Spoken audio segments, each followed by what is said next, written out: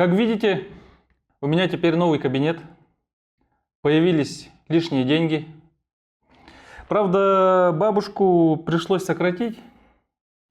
Вы знаете, все это из-за журналистов. Любят они вечно делать из мухи слона. Вот, например, как-то раз сбил человека на пешеходе. Он упал, сломал руку, ногу, а они написали, как будто я бы скрылся с места происшествия. На самом деле я торопился на премьеру «Аватара», но они об этом забыли упомянуть.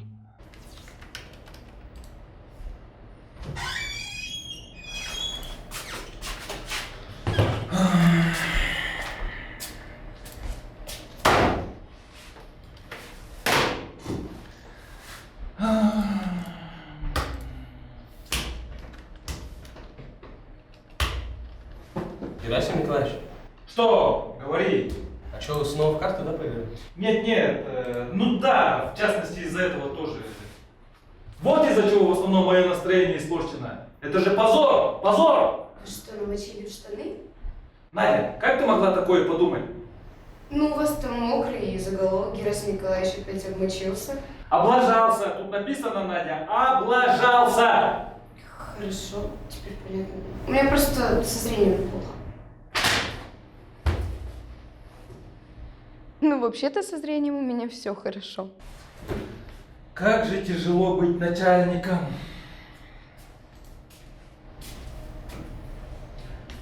Слишком богатый, слишком знаменитый, слишком занятой, слишком богатый. Хотел бы я быть как вот вы, молодые, беззаботные, бедные. Что мне делать? Посоветуйте-ка. Ну, Герасим Николаевич, журналисты, они ведь такие же подчиненные, как и мы. Вот вы наш начальник, у них тоже есть начальник. Вам просто нужно встретиться с их начальником и все решить.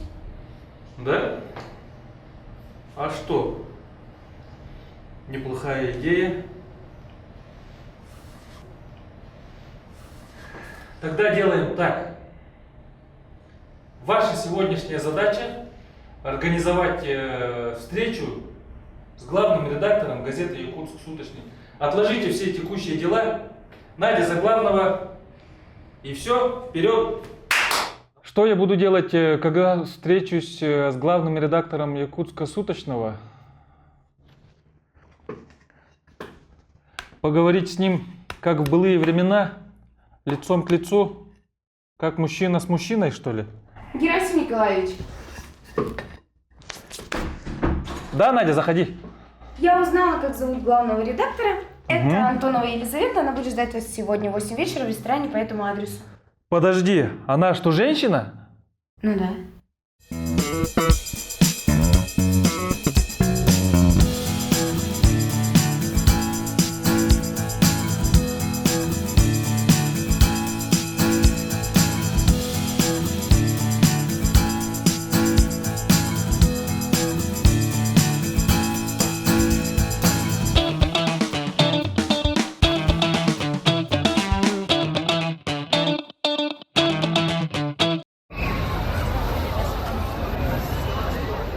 Так, вот она.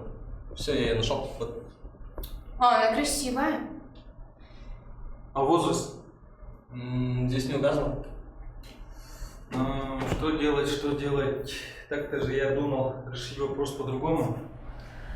Герасим Николаевич, у меня есть одна мысль. Говори, Надя. Вы можете попробовать ее соблазнить, тогда она перестанет писать про вас всю правду. Гадости. Что там про семейное положение? Тоже ничего не указано. Если бы у нее был бы парень, она бы это указала. Так некоторые люди же не указывают. Да? Тебе откуда об этом знать? Неважно. Ну так-то она ничего, да? Красивая. И вы тоже симпатичный мужчина. Плюс у вас деньги, дорогая тачка, квартира. Любая женщина на это поведется. Ну так-то да. Тусков, как тебе Надина идея? Хорошая идея. Ну все, тогда решено. Знаете, в молодости я был очень популярен среди девушек. Они мне нигде проходу не давали, бегали за мной всегда. Вот со времен детского сада меня девочки постоянно били, а мама говорила, что если бьют, значит любят. Тускул, поедешь со мной? Хорошо. Будешь прикрывать меня. Герасим Николаевич, не переживайте, вы совсем справитесь. Да, справитесь. Ну я знаю, что справлюсь. Да нет, конечно. Че, смеетесь, что ли? Так, Надя, ты куда одеваешься? Я вместе с вами? Нет, ты остаешься. Почему? Собеседование надо провести. Какое собеседование? Ну, я решил расширить штат, еще на 2-3 человека надо набрать. Но я не умею проводить собеседование, меня этому не учили. Да, ничего там сложного нет, я тебе доверяю. Выберешь того, кто тебе понравится. Окей? Угу. А у нас дела. Мы поехали. Да, Туску?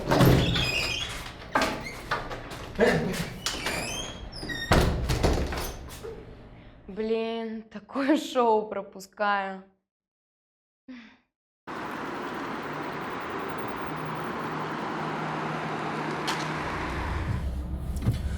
Тускул, у тебя есть девушка?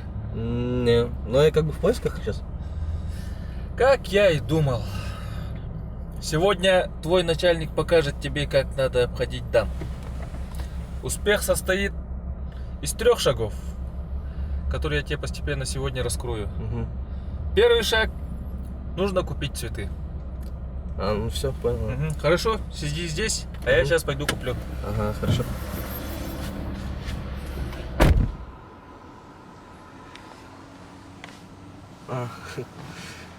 Ну, я уважаю Герасима Николаевича. У него большой опыт в этом. И как бы он еще большой человек. А как известно, то что у больших людей можно много научиться. Второй шаг. Арендовать полностью весь зал. Ты знаешь, такие поступки впечатляют женщин. И третье, самое главное. Надо, чтобы официант был твоим человеком. Понял. Ну, раз понял, значит прекрасно. Будешь сегодня моим личным официантом, будешь моими глазами и ушами. Хорошо? Да, хорошо. О, вот и она. Дай чисто. Алоха! Добрый вечер. Елизавета, это вам. Как тут многолюдно. Ответ очевиден. Я арендовал полностью весь зал. Всего лишь для интервью? Ну да. У меня всегда все на высоком уровне. Ясно. Ну что, пройдемте? Вы, наверное, спросите, входит ли это в мои обязанности? Не. Но я всегда рад помочь своему начальнику. Официант, можно вас?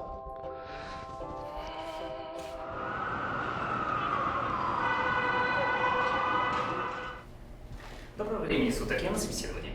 Здравствуйте, проходите. Спасибо. У меня с собой резюме, в котором написано все обо мне. Можете ознакомиться? Прошу.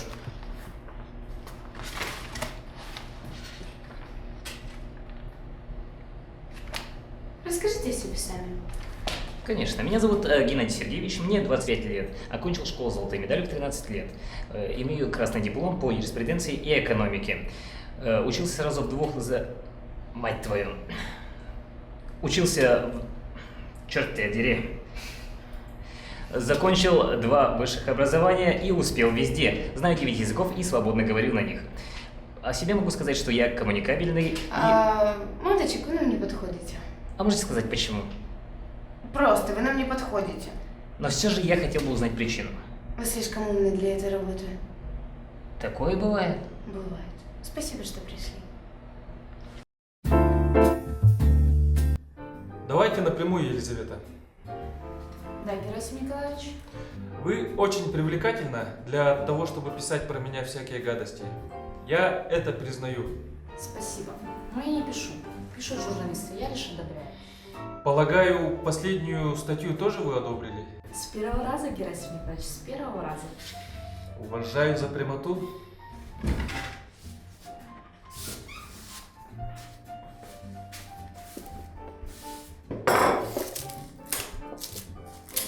Спасибо, Туску. Это ваш друг? Нет, не обращайте внимания, это мой личный дворецкий. Дворецкий. Ну, у меня есть собственный загородный дворец, а у того, у кого есть дворец, должен быть дворецкий. Да уж, люди правда вас говорят. Нет, вы все не так поняли. Это шутка такая, я пошутил. А почему тогда он там стоит? Где? Шампанского? Сегодня я намерена пить только сок. О, Елизавета, будьте добры, я быстренько отвечу на звонок. Да, конечно. Алло? Да, господин президент? Да, будет сделано. Давай, иди, В общем, какая тураны, манна? В общем, чуть-чуть, авагабит, только очень привлекательная. Надо купить водки, она каждый раз подливать ее в сок, когда она будет заказывать. Вы ничего плохого не подумайте. Это такая методика для снятия напряжения в сложных переговорах. Дядя На. Давай, Елизавета. Ну, я не одобряю этого, но мне кажется, Герасим Николаевич знает, что делает. Так думаю, у него побольше опыта общения с женщиной, чем у меня. Здравствуйте. Я на собеседовании. Здравствуйте, ваше резюме, пожалуйста. Вот. Хорошо. Там все написано. Где я работала, кем. Меня Айда зовут. Вас как? Надежда. Очень приятно. У вас очень красивое имя, кстати. Прям как у моей бабушки. Вам, наверное, часто говорили, что вы очень красивая. Вы бы стали очень хорошей актрисой. Да кого там? Ну чё вы стесняетесь, да? У вас такая шикарная кожа, а глаза-то какие. Наверное, парни в очереди стоят. Ну, бывает. Так, как ты говоришь, тебя зовут? Меня Айда. Кстати, ты классно одеваешься еще.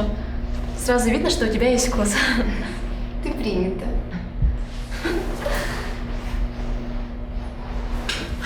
И все-таки, как ты добилась такой кожи, а? Ну, знаешь, есть один крем. Елизавета, это что мы все о работе да о работе?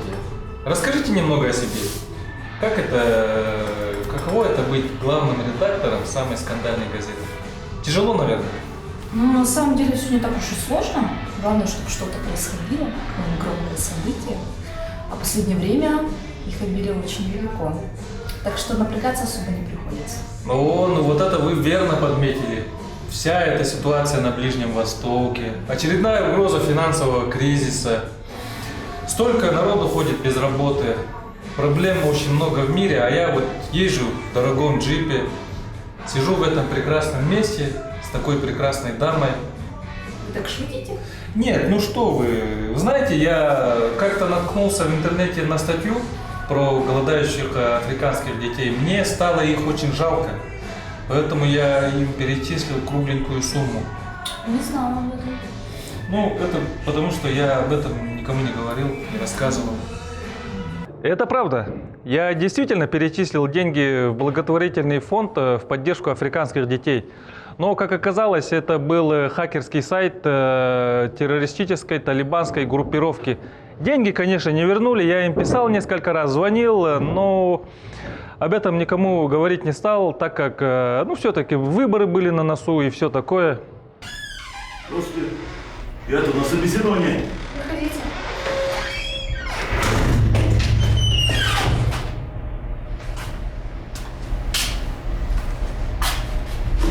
Ваше резюме? Что? Ваше резюме. А, это та штука, куда это пишешь, где работал, туда-сюда, да? Да. У меня как бы его нет. Но я могу рассказать, в чем проблема-то. Рассказывайте. Ну, воду таскал там пару лет. Потом таксистом подрабатывал.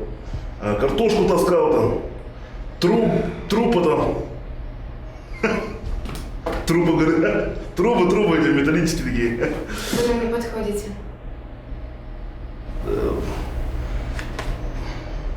Кстати, прикольная книга. Гарри Поттер, да? Это «Сумерки». Кстати, чем тут занимаетесь? И что за люди с камерой? Неважно. Ничего, да, в кино со мной пойдешь, нет? Нет. Ладно.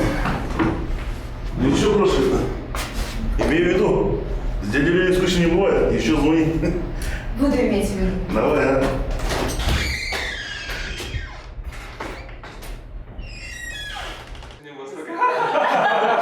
Все идет по плану, методика работает. Теперь нужно сделать следующий ход. Герасим Николаевич. Елизавета, я вас умоляю. Что вы, Герасим Николаевич, для вас я просто Гера. Просто Лиза. Лиза, очень приятно.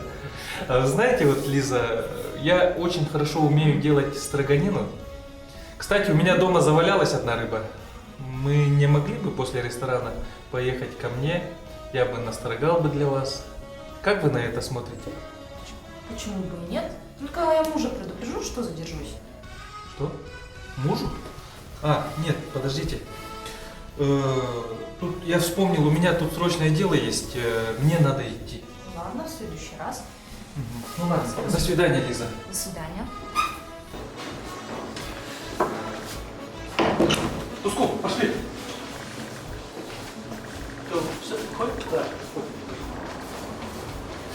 Почему я не воспользовался моментом? Хороший вопрос. У меня когда-то была жена, и она мне изменила, будучи замужем за мной.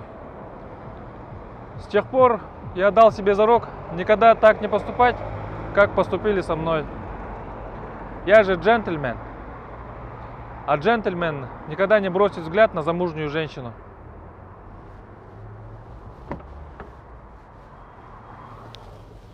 Конечно, я поняла, что в моем соке была водка. Я же не глупышка какая-то. И мужа у меня нет. Я просто его проверяла. Вот если бы он мне до машины довел, я бы его просто уничтожила. Но я удивлена. Крайне удивлена. Ладно, все, я пошла. Герасим Николаевич, с вами все хорошо? Ёшка давай-то ведь. Как тебе рамран. Любовь не получилась, а? Арба ехал хам махтал камелю спикер. Ну, я всегда рад вам помочь и угодить. Да? Ну. А может на автобусе доедешь? Они еще ездят, наверное. То до тебя час езды. А я тут вот рядом живу. Сейчас вечерний урган должен начаться. Не хочу опоздать. Ну тогда я пойду. Все, давай, иди.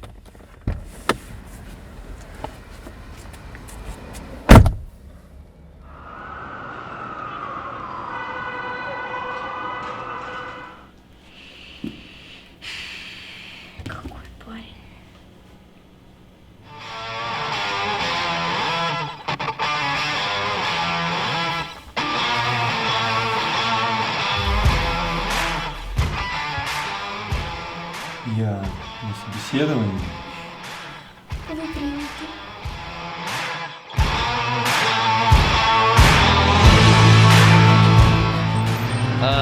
Сегодня прошел, в принципе, идеальный день. Я многому научился, и Герасим Николаевич даже сказал спасибо и руку пожал. Вот. В принципе, все нормально. Правда, замерз немножко. Автобус, кажется, едет. Ладно, я пойду.